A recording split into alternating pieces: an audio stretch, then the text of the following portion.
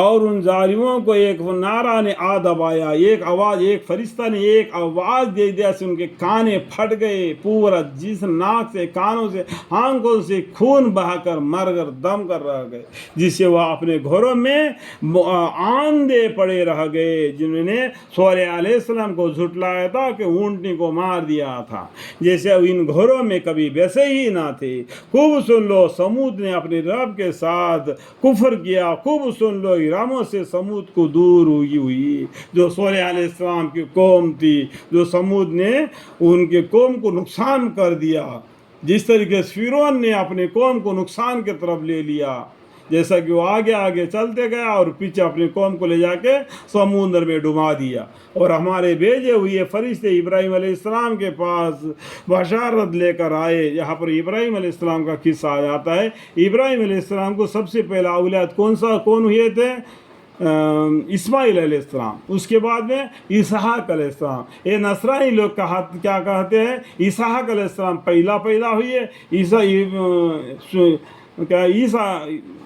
اسحاق علیہ السلام پہلا پیدا ہوئے، اس کے بعد میں کون پیدا ہوئے؟ وہ ان کے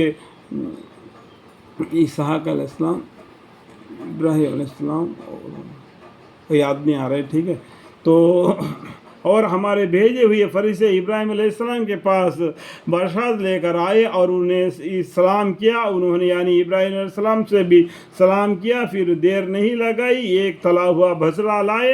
سو جب انہوں نے یعنی ابراہیم علیہ السلام دیکھا کہ ان کے ہاتھ اس کے کھانے تک نہیں پڑتے، ابراہیم علیہ السلام کے پاس فرشتے ایک انسان کے شکل میں ان کے گھر پر آ گئے اور مہمان بنا کر، تو انہوں نے کیا کیا کہ ہمارے گھر مہمان آ گئے بول کے ایک بچڑے کو بالکل ذبح کر کے ان کو تلا ہوا لائے، ان کے سامنے رکھ دیے اور کھانے کو کہہ دیے، اور یہ کھانے لگے۔ تو یہ کھانے لگے تو دیکھتے ہیں کہ وہ فرشتے جو انسان کے شکل میں وہ کھانا نہیں کھا رہے، تو اس سے کیا کیا، تو ان سے مدہوش ہوئے اور ان سے دل میں خوف زدہ ہوئے، یعنی ڈر گئے، اور فرشتے کہنے لگے کہ ڈرو مت، ہم قوم لوط علیہ السلام کی طرف بھیجے گئے ہیں۔ قوم لوط علیہ السلام کی قوم بالکل نافرمانی کر رہے ہیں، ان کو ہلاکت کرنے کے لیے بھیج دیے گئے، اور ان کو جاتے جاتے بیچ میں آپ کی طرف آ گئے آپ کو بشارت دینے کے لیے اسحاق علیہ السلام کا جو اولاد ہوگا آپ کو۔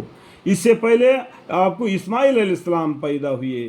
اسماعیل علیہ السلام ذبیح اللہ ہے۔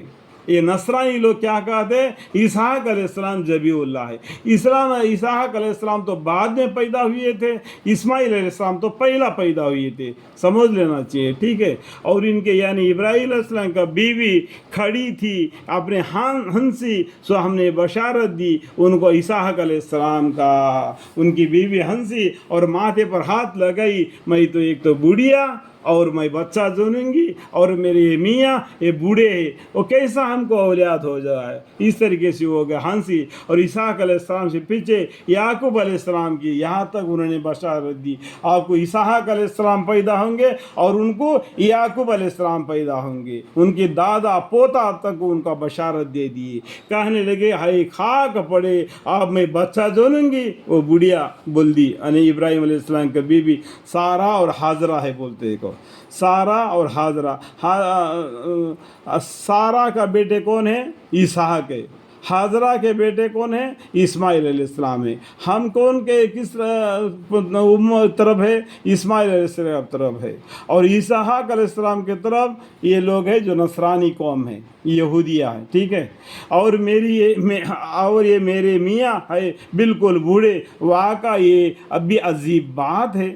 فرشتوں نے کہا کہ کیا تم خدا کے کاموں میں تعجب کرتے ہو، اور خصوصاً اس خاندان کے لوگ تم پر تو اللہ کی خاص رحمت اور اس کے برکتیں ہیں، بے شک وہ تعریف کے لائق بڑی شان والا ہے۔ اللہ کون ہے؟ تعریف کے لائق ہے، بڑے شان والا ہے۔ پھر جب ابراہیم علیہ السلام کا وہ خوف ذیل ہو گیا اور ان کے خوشی کی خبر ملی، تو ہم سے لوط علیہ السلام کے قوم کے بارے میں جدال کرنا شروع کیا۔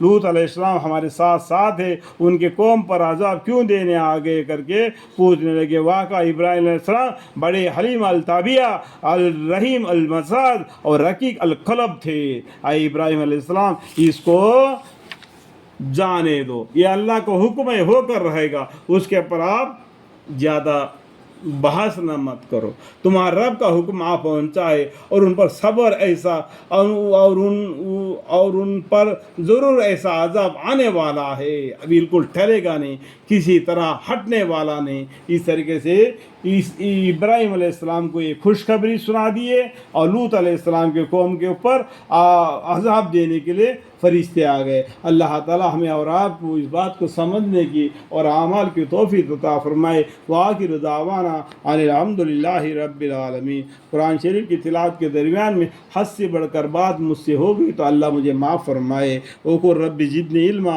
وقل رب زدنی علما وقل رب زدنی علما۔ قال رب اشرح لي صدري ويسر لي امري واحلل عقدة من لساني يفقهوا قولي۔